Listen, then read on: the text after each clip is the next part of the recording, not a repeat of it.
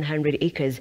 According to the locals, rogue land grabbers are taking advantage of the recent East Africa Portland cement land demolitions to kick locals out of their communal land.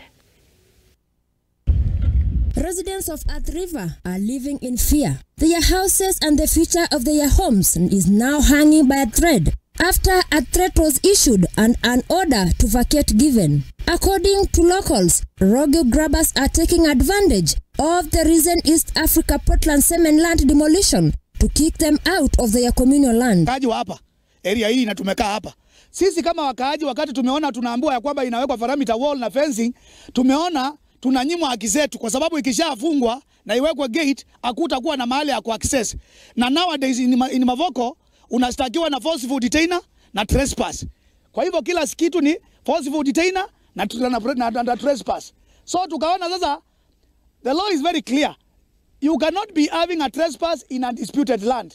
Na hii shamba iko disputed. Kwa hivyo ni walikuwa wanataka kusingira ndio watutafutie makosa ya criminal, ya forceful detainers na trespass. On Thursday evening, youth protested a move by unknown persons to attempt to forcefully evict them after an excavator was spotted in the area digging trenches in preparation to put a perimeter wall around the said village. The youth were armed with copies of court orders from Mavoko Lands and Environment Court, which issued conservatory order on the said land that status quo remain until the pending dispute is resolved.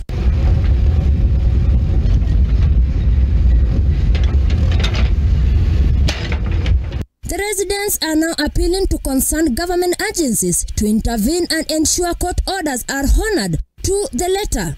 They are also appealing to the Director of Criminal Investigation officers to launch a speedy investigation on land grabbing cartels eyeing the communal land. Tunaomba serikali juu kuna koti na sisi tuko na kesi kotini na wenye wanajaribu kuingia kwa shamba letu. Tunaomba uamuzi wa koti usikizwe. Watu wangoje uamuzi wa koti mpaka ile siku kesi itaisha, iamue shamba, mmiliki halisi wa shamba ni nani. Athi-River Sub-County Police Commander Jos Mudavadi, while responding on the alleged allegation on phone, insisted appeal to the agitated parties to file report with the police. He further reassured the locals that security will be enhanced in the area, saying the security team is working closely with the Ministry of Land and Judiciary to resolve the rampant land conflict in the area. Catherine Saina, Look Up TV.